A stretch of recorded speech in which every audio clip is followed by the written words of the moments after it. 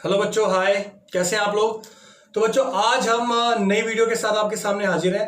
आज मैं आपको डिटरमिनेंट की प्रॉपर्टी पे कुछ इंपॉर्टेंट क्वेश्चन करवाने जा रहा हूँ। ये क्वेश्चन बहुत ही इंपॉर्टेंट है। ये क्वेश्चन बहुत बार एग्जाम में आ चुके हैं, यानी सीबीएसई के एग्जाम में भी यानी कई बार आए हुए हैं, और आपके यूटीएस एग्जाम में तो ये मिलेंगे ही मिलेंगे। तो कुछ इंपॉर्टेंट क्वेश्चन के साथ मैं इस वीडियो को स्टार्ट करने से पहले बच्चों आप लोगों से रिक्वेस्ट करना चाहता हूँ, अगर वीडियो अगर अच्छी लगती है तो लाइक, सब्सक्राइब और शेयर करना ना भूलें। इसी के साथ मैं वीडियो स्टार्ट कर रहा हूँ। और बच्चों आपको एक इंफॉर्मेशन भी दे रहा हूँ कि जो भी है मेरे पास अब तक मैंने प्लेलिस्ट तैयार की है, उन सभी प्लेलिस्ट का लिंक मैं डिस्क्रिप्शन बॉक्स में शेयर कर दूंगा। यानी 12th के बच्चों के लिए मैंने मैट्रिक्स की और डिटरमिनेंट की प्लेलिस्ट तैयार कर दी है। उन दोनों का ही डिस्क्रिप्शन बॉक्स में लिंक होगा। और बच्चों आप में से जो बच्चे बिना किसी प्रॉब्लम के आगे स्टडी करना चाह रहे हैं, प्रॉपर ढंग से पढ़ाई करना चाह रहे हैं इस कोरोना की प्रॉब्लम के बावजूद, तो उनके लिए बच्चों एक छोटी सी इंफॉर्मेशन है। एक ग्रुप है, 12th क्लास का एक ग्रुप बना रखा है जिसके अंदर मैं सीबीएसई से रिलेटेड इंफॉर्मेशन, अपडेट्स और इंपॉर्टेंट असाइनमेंट और क्वेश्चन और कुछ टेस्ट उस ग्रुप में अपलोड करता हूं। उसका लिंक इस वीडियो के डिस्क्रिप्शन बॉक्स में मैं शेयर कर दूंगा। तो आप वहां से उस लिंक के थ्रू ज्वाइन कर सकते हैं ग्रुप को, और वहां जो भी आपके एग्जाम से रिलेटेड अपडेट्स होंगी वो आपको मिलती रहेंगी। इसी के साथ बच्चों मैं वीडियो स्टार्ट करता हूं। आज डिटरमिनेंट ऑफ मैट्रिक्स की प्रॉपर्टी के ऊपर हम कुछ इंपॉर्टेंट क्वेश्चंस करने जा रहे हैं। तो ये पहला क्वेश्चन है आप लोगों के सामने। ये हालांकि कई बार एग्जाम में आ चुका है, तो बहुत इंपॉर्टेंट है और देखना है कैसे करेंगे हम इसको। हमारी रिक्वायरमेंट है क्या, 1 + a² + b² की पावर क्यूब। अब हमें ये वैल्यू चाहिए। इस वैल्यू बच्चों यानी डिटरमिनेंट में ऐसा किया जाता है कि जो रिक्वायरमेंट होती है उसके अकॉर्डिंग हम इक्वेशन के अंदर चेंज करते हैं। हम रिक्वायरमेंट के अकॉर्डिंग इसके अंदर चेंज करते हैं। तो देखते हैं बच्चों हमें क्या चाहिए। हमें चाहिए 1 + a² + b² चाहिए। हमने देखा भाई पहली इक्वेशन है, इस इक्वेशन में दो चीजें तो समझ में आ रही हैं, पर तीसरी चीज हमें समझ में नहीं आ रही।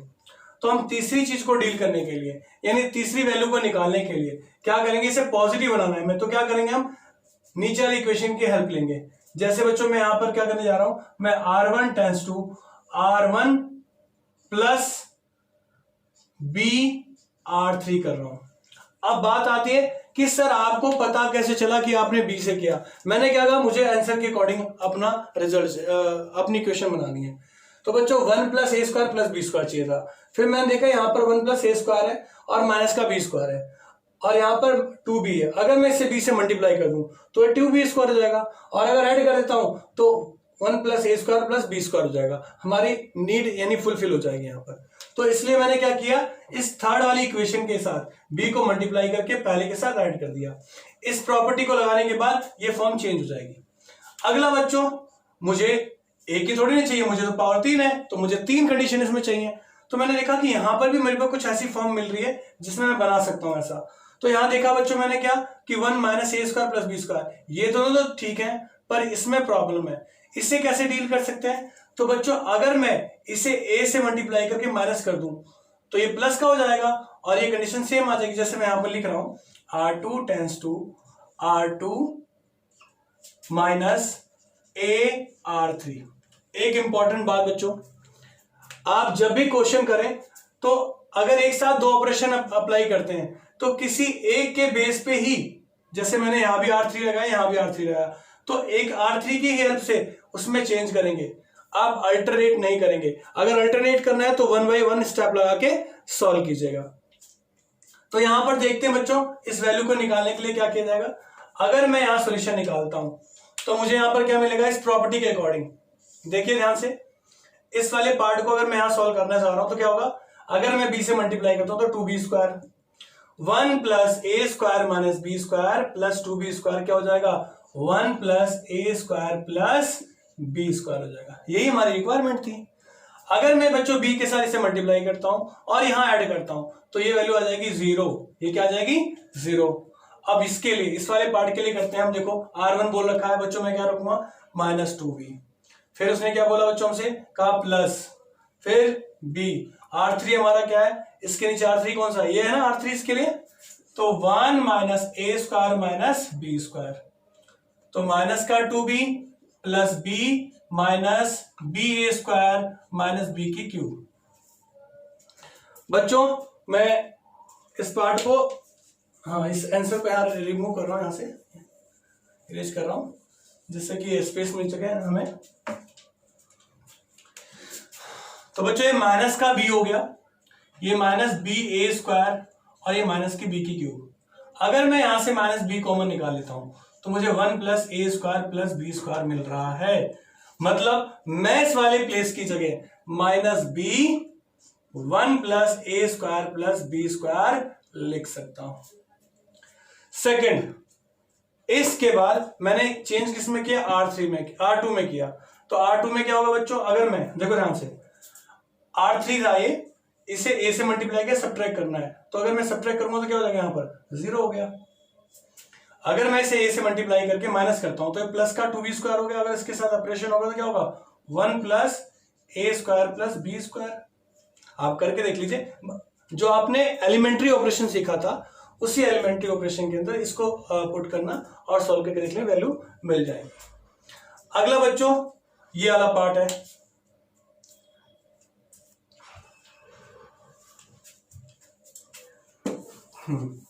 इस वाले पार्ट के लिए सेम हम क्या करेंगे, हम करेंगे 2a माइनस ए R3। इसके लिए R3 कौन है, 1 minus a square minus B square.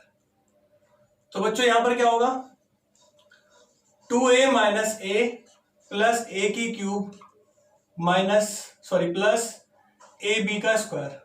तो a प्लस ए की क्यूब प्लस ए बी का स्क्वायर। अगर बच्चों में a कॉमन निकालूं तो 1 प्लस ए स्क्वायर प्लस बी स्क्वायर हो जाएगा। यानी यहां पे वैल्यू क्या आ गई, 1 प्लस ए स्क्वायर प्लस बी स्क्वायर। और हमने चेंज R1 R2 में किया था तो R3 क्या होगा बच्चों, सेम हो जाएगा, मतलब एज इट इज, इसमें कोई भी चेंज नहीं होगा। ठीक है, तो आप नोट कर सकते हैं।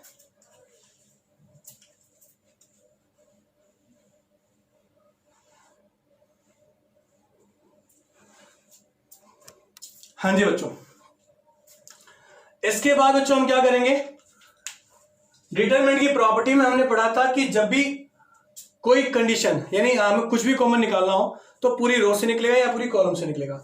तो मुझे यहां से नजर आ रहा है कि इस रो से क्या निकल सकता है, 1 प्लस ए square plus B square common निकल सकता है। सेकेंड वाली रो से भी यही सेम निकल सकता है।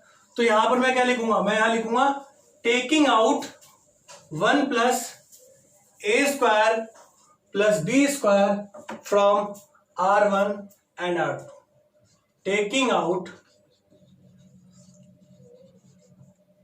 1 plus a square plus b square from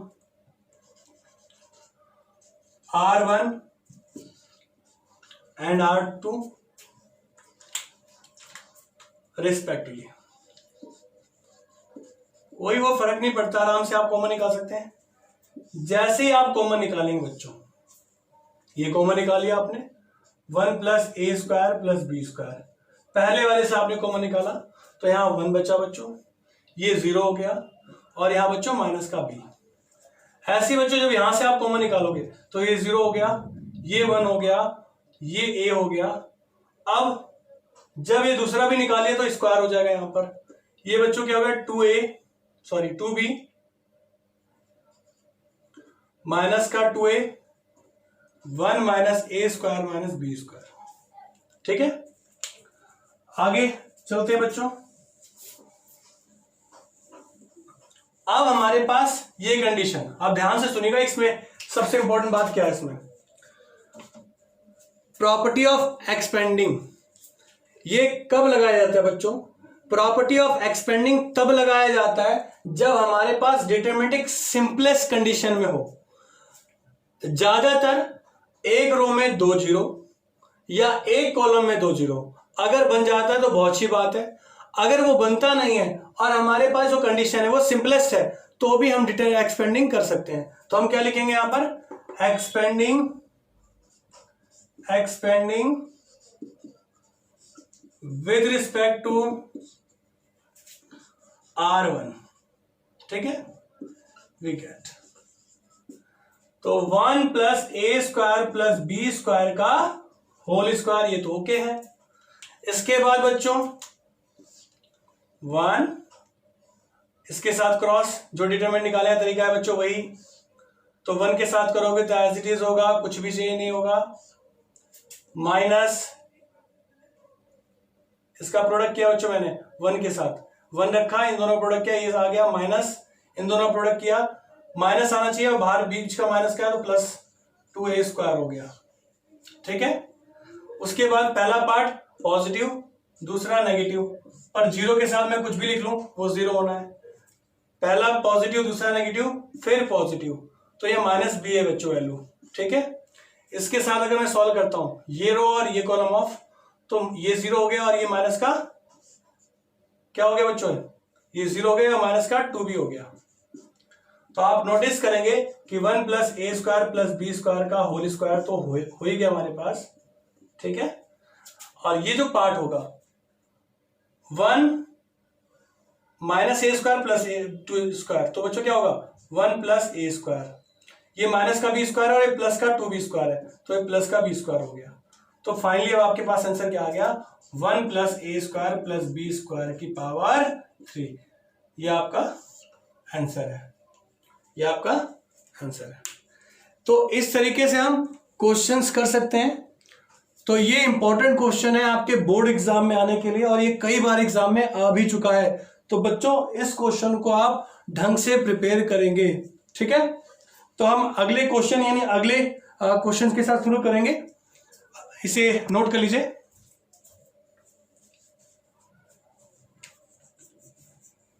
इसे नोट कर लीजिए।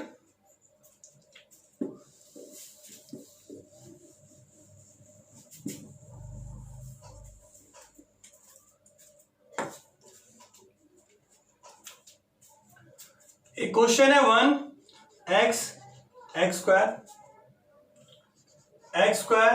1 एक्स 1 एक्स स्क्वायर एक्स।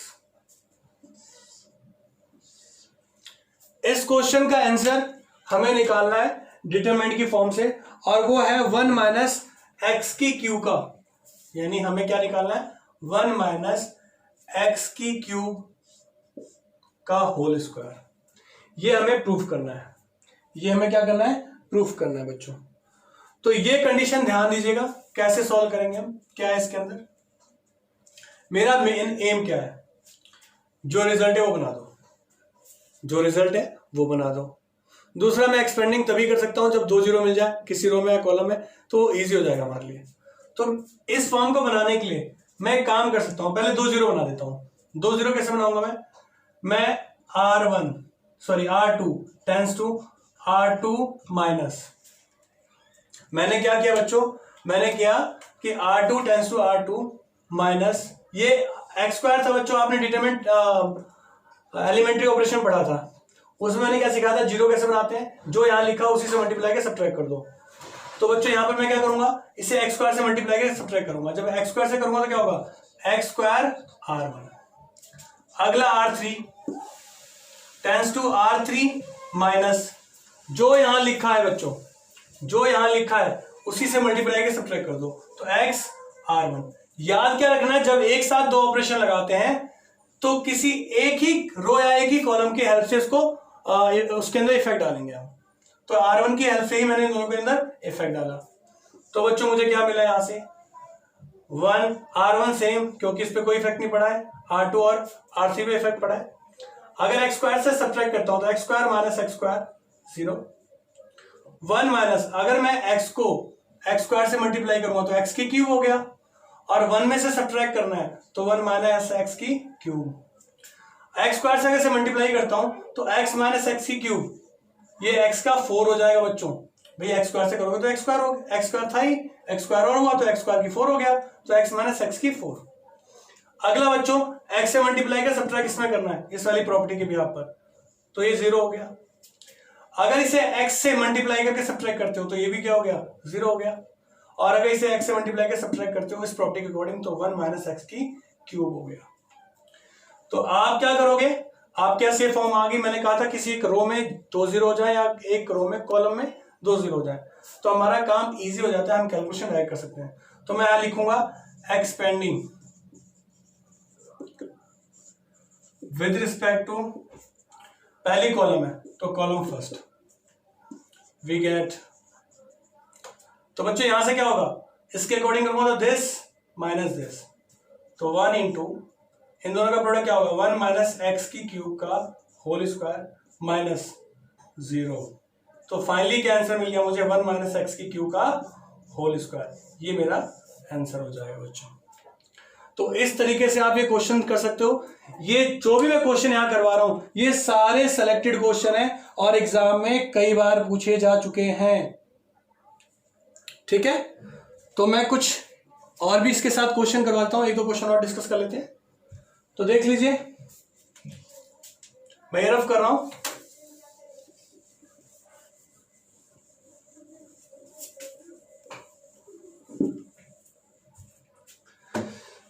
एक क्वेश्चन है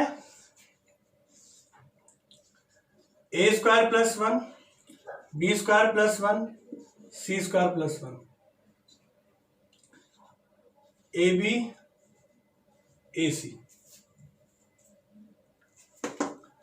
उसके बाद बच्चों एक सेकेंड,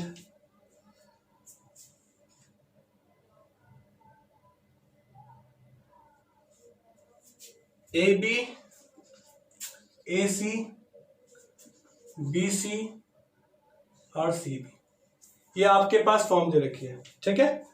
तो हम इसे कंटिन्यू करेंगे। हमें क्या निकालना है इसके अंदर बच्चों, इसके अंदर हमें निकालना है इस वाले पार्ट में 1 प्लस ए square plus B square plus C square. हमें जो अपने आंसर में प्रूफ करना है वो प्रूफ ये करना है कि ये 1 प्लस ए square plus B square plus C square है। तो इसकी जो वैल्यू निकलनी है इसके थ्रू निकलनी है, हमें डिफाइन करना है। अब ये ध्यान दीजिएगा, यहां पर जब भी ध्यान रखिएगा डायगोनल के अंदर स्क्वायर के केस हो, जब भी डायगोनल के अंदर स्क्वायर के केस हो तो आपने करना क्या है, रो के अंदर मल्टीप्लाई करके कॉलम से निकालना है या कॉलम के अंदर मल्टीप्लाई करके रो से निकालना है। देखिए कैसे, तो मैं लिख रहा हूं R1 tends to AR1, R2 tends to BR2 and R3 tends to CR। जब भी स्क्वायर का केस हो, ये स्पेशल स्क्वायर के केस के लिए बच्चों, अगर मैं ये से करता हूं तो a into A square plus 1 A square B A square C, यहां b से किया बच्चों। देखो ध्यान से, अगर मैं मल्टीप्लाई करता हूं तो मुझे डिवाइड भी करना है, ये ध्यान रखिएगा, ये मैं प्रॉपर्टी में पढ़ा चुका हूं। अब मैं b से कर रहा हूं तो a b square b into b square plus 1 और c बी स्क्वायर, तो b से डिवाइड भी हो गया। अगर मैं c से करता हूं तो a c square b c square और c सी स्क्वायर प्लस 1, ठीक है बच्चों। तो अगर मैं c से मल्टीप्लाई करता हूं तो c से डिवाइड भी करना पड़ेगा। यहां तक आप नोट कर लीजिए, फिर आगे हम बढ़ते हैं।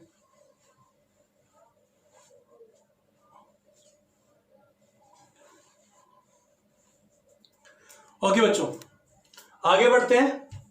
ये स्पेशल टाइप की प्रॉब्लम है, ये जो मैं 3 प्रॉब्लम कराई तीनों स्पेशल टाइप की, अगर ये आपको समझ में आ जाती है तो ऑलमोस्ट टाइप के क्वेश्चन आप डील कर सकते हैं और तीनों ही क्वेश्चन आपको यूटीज के अंदर या फाइनल एग्जाम में देखने को मिलेंगे, ये इस बात की श्योरिटी है, 110% ये आएंगे।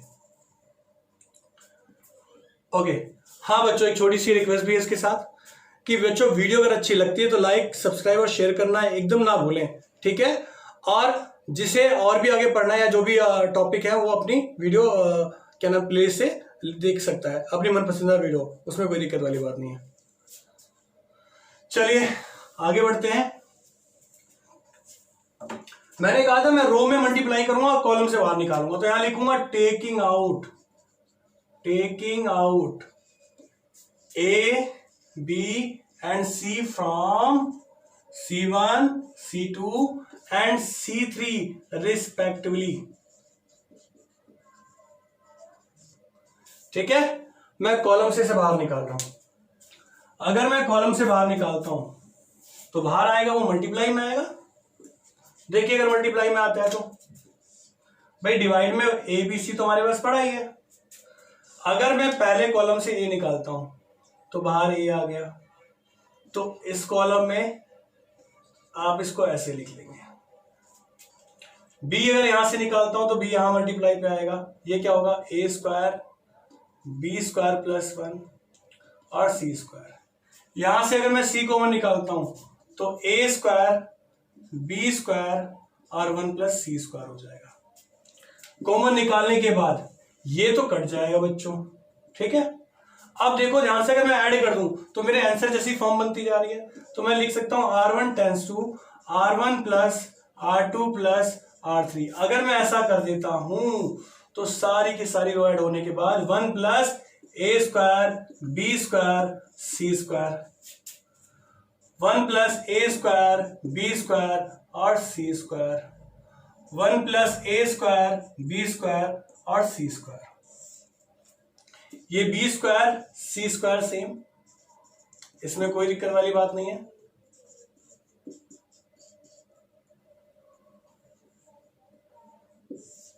ठीक है। इसके बाद बच्चों, इसके बाद आपने करना क्या है, इसके बाद बच्चों आपने करना क्या है, जो ये सम आया आपके पास इसे टेकिंग आउट करो। क्या लिखोगे, taking out 1 plus A square plus B square plus C square from R1। अब R1 से 1 प्लस ए square plus B square plus C square अगर निकल जाता है बच्चों तो यहाँ 1 यहाँ 1 और यहाँ 1 हो जाएगा। ये हो जाएगा बी स्क्वायर, ये हो जाएगा सी स्क्वायर, ये बी स्क्वायर प्लस 1, ये हो जाएगा सी स्क्वायर, ये बी स्क्वायर और ये 1 प्लस सी स्क्वायर। मैंने कहा था एक्सपेंडिंग करने से पहले, मैंने ये कहा था एक्सपेंडिंग करने से पहले आप लोगों ने सिंपलेस्ट फॉर्म में कन्वर्ट करना है। और सिंपलेस्ट फॉर्म का मतलब है अगर किसी रो में या कॉलम में 2 जीरो बन जाए तो सिंपलेस्ट कंडीशन हो जाएगी हमारे लिए, वो ज्यादा इजी हो जाएगा कन्वे करने के लिए। तो मैं यहां से क्या कर रहा हूं, इसको और इसको, इस वाले पार्ट को इसको जीरो बनाना चाहता हूं। ये कॉलम सेकेंड है और कॉलम थर्ड है, और मैंने कहा था 2 कॉलम पे एक साथ ऑपरेशन लगा सकते हैं किसी तीसरी के हेल्प से, ठीक है। तो मैं सेकेंड लिख रहा हूं, तो column second tends to column second minus column first. भाई 1 में से 1 घट जाएगा, 0 हो जाएगा। ऐसे ही मैं कॉलम थर्ड लगाऊंगा, C3 माइनस कॉलम 1। ऐसा करने के बाद ये जो 1 प्लस ए square plus B square plus C square है ये तो एज इट इज ही रहेगा, इसमें कोई चेंज नहीं आएगा। पर बाकी के अंदर जो चेंज आया वो देखो, 1 ए स्क्वायर बी स्क्वायर, ये सब्ट्रैक्ट होने के बाद 0, ये सब्ट्रैक्ट होने के बाद 1, ये सब्ट्रैक्ट होने के बाद 0, इसे सब्ट्रैक्ट किया 0, इसको इससे सब्ट्रैक्ट किया 0, इसको इससे सब्ट्रैक्ट किया 1। अब आप देख रहे हैं कि ये पहली रो है, इसमें एक ही 1 है, तो आप लिखेंगे expanding with respect to R1 we get. अब हमें ये वैल्यू तो ऑलरेडी मिली हुई है, इसका डिटरमिनेंट निकाल के देखिए, इसका डिटरमिनेंट 1 आ रहा है, 1 इंटू 1 माइनस 0, तो आपका आंसर 1 इंटू दिस वही हो गया। यानी आप डायरेक्ट कर सकते हैं कि 1 प्लस ए square plus B square plus C square into 1, और फाइनली क्या आ गया आपके पास, 1 प्लस ए square plus B square plus C. ये आपका आंसर हो गया, ये आपका सॉल्यूशन हो गया बच्चों। तो बच्चों आज की वीडियो में बच्चों इतना ही, नेक्स्ट वीडियो में मिलेंगे फिर से और टॉपिक को और डिटेल में जानने की कोशिश करेंगे। अगर आप लोग बच्चों, एक छोटी सी रिक्वेस्ट भी है, अगर आपको वीडियो अच्छी लगती है तो लाइक सब्सक्राइब शेयर जरूर करें। साथ में अगर कोई समस्या या प्रॉब्लम है, ये मैं इधर खड़ा हो जाता हूं जिससे कि आप लोग नोट कर लें आराम से। अगर आपको कोई प्रॉब्लम लगती है तो प्लीज कमेंट जरूर करें।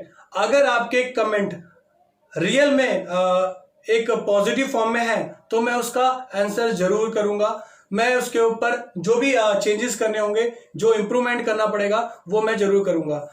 लिमिटेड रिसोर्सेज के साथ फिलहाल मैं आप लोगों को यही दे सकता हूं, और अगर कोई वैसी बात है तो मुझे आप कमेंट के थ्रू बता सकते हैं। Thank you so much, bye bye, take care, अपना ध्यान रखेंगे। हाँ, एक बात और, कोरोना वायरस की प्रॉब्लम बहुत टिपिकल है, इस समय बच के रहना है, आपको संभल के रहना है, और अगर कोई दिक्कत समस्या लगती है तो अपने डॉक्टर से जरूर कंसल्ट करें। साथ में सोशल डिस्टेंसिंग को प्रॉपर ढंग से फॉलो करें। और थ्रेट की इंफॉर्मेशन के लिए आरोग्य सेतु नाम का जो ऐप है वो जरूर डाउनलोड करें, जिससे आपको पता चल जाए कि एक्चुअल में कितने लोग थ्रेट की कंडीशन में आपके आसपास हैं। इसी के साथ नेक्स्ट वीडियो मिलते हैं।